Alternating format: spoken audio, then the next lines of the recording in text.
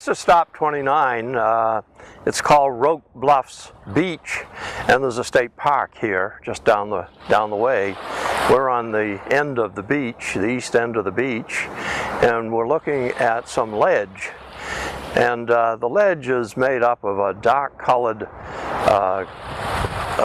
what was called basaltic lava flows. You can't see the top and the bottom of the lava flow. I can't find it here directly, but that's what you're looking at, that kind of ledge. And you notice the shape of it. It's very gentle on this slope over here, and on that slope it's very steep and broken. This is a glacially sculptured outcrop of ledge. We'll just refer to it as an outcrop, meaning ledge. It's tied to the middle of the earth. It's not loose. And as the ice moves along, it picks up boulders and sand and so forth at the base and becomes really a piece of natural sandpaper. And so as it approaches a ledge outcrop, it grinds away as it slides up over it. It abrades it. It becomes an abrasion situation, and as it moves, it smooths this side that's facing the ice flow. It smooths that whole surface. So that's the abraded slope of this, and we'll go up on top of it and you can see scratches made by the individual rocks in the base of the ice. As the ice moves in that direction, it of course, the ice in moving over the top has a frictional drag on the bottom. It tends to drag the rock, but you can't drag it very far because it doesn't move, but you do abrade it. But as it gets to the end down here, this end of it, the cracks in the rock define pre-glacial cracks, define individual blocks of rock, or individual masses. And the frictional drag of the ice going over that can drag the end piece off because there's nothing to prevent it from, it's not being buttressed by anything, it's just dragged off the end. And so on these ends, on the down ice facing slope, it becomes ragged and jagged due to a process called quarrying. And so when you let this go, it develops an asymmetrical hill with an abraded, polished, striated, scratched surface here and a ripped apart surface there. And these are called, as a French term out of the Alps, they're called roches-moutonnées. Roche-moutonnées means rock sheep, of all things. But in the Alps, some of the valleys that you'd look down and the sunlight is right, in a white granite area, there are little mounds that are shaped like this that if you look at them look like white sheep laying in the field. So they referred to these as rock sheep or roches-moutonnées, and that term has come to us. Sometimes they're called whalebacks in this state and New England in general, but whaleback also is a term that's used for the Esca deposits of the state.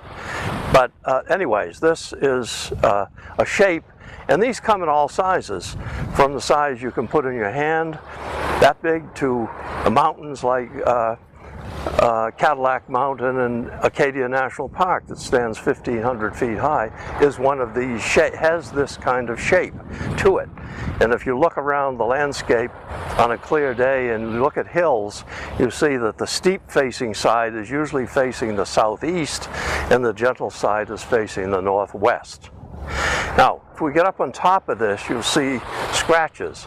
And it's the scratches, along with the overall shape, that give you the flow direction of the ice.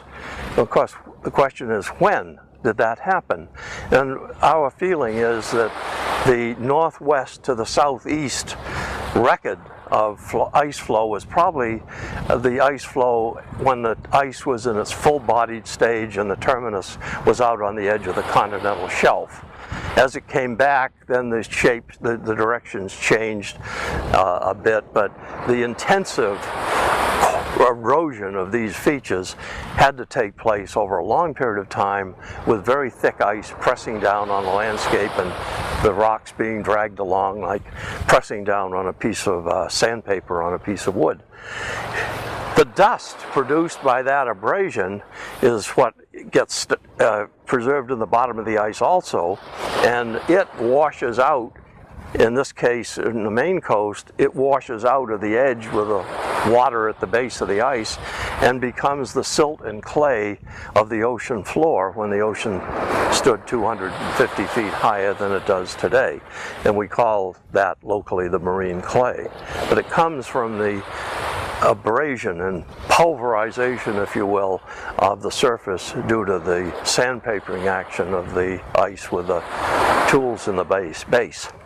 All right, so that's all. Now we'll go up on top of it and take a look. We're on top of the Roque Moutonnet, and the shape of it there's a gentle slope over on the north end of it, northwest end of it, and this end of it is broken away on the southeast facing side. The ice, as I said before, the ice moved from the northwest direction up this surface and abraded this surface and tore this surface apart, or quarried this surface down here to give this asymmetry. If you look on the surface, you can see the abrasion marks, and they're the scratches that you see. These are called striations, and they're on the top here, but they are washed away pretty fast down low because the bouldery, sandy beach material washes up on the surface and removes them. So the best place to see these is right where the Roque Moutonnet is being uncovered by the sea action, is right here. And so here's a nice fresh exposure here, and I've laid my geological compass out so that the edge of the compass or the axis of the compass, or this edge or that edge, is parallel to the striation direction. And if you analyze the compass, you'll see that the ice is flowing from the northwest to the southeast. One of the problems with a single striation or scratch is you don't know whether the ice moved that way or whether the ice moved that way. So you have to find little features that help you tell this. And there are some features here. If you have a little hard knot of material, then the ice flowing over that, the little hard knot will be protected, but the other rock on the down ice side will be protected by that knot. So you end up with a tail, a small tail, and that gives you the flow directions for the ice over the outcrop. Now, if you look at this material here, it's slumped, but this material is called till, and there's a description of till in your map, and it's a sort of a boulder clay. It's got everything from big boulders to clay-sized particles. This is the material that was transported at the base of the ice, and this is the sandpaper. This is the grit on the ice sandpaper, and so it's this material at the base of the ice, as it came over this ledge, molded this into a Roque Moutonnet and made these scratches that are ubiquitous on the surface. If you look around behind us or in front of us, all of the beach material you see is coming out of this till material, and as the till washes away, the fine material washes out and leaves the residue of boulders. The thing about the boulders is that they're all different rock types if you look at them. The reason for this is that the ice, in moving across the entire state from the northwest to the southeast the last time, crossed many kinds of rocks, and there's always the potential of picking any of those rocks up and transporting them, and then they're deposited in a place like this by wave action, washing the banking away. The average rock in New England, pebble, boulder, transports about 2 miles. Some of the harder ones that don't crush much, like granite, and are very, very difficult to break along crack systems, then get transported further.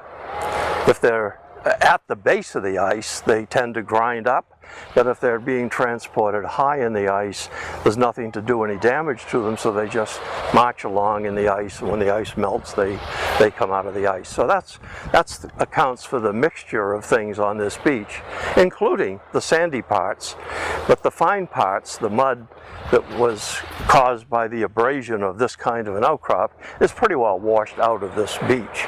You might find it today washed out and settled out in the deeper water. Anyways, that's Roche Boudinot, and as you travel around the state, if you look at a hill of any size, they're liable to have this shape with a steep face facing the southeast and the smooth abraded side facing the northwest.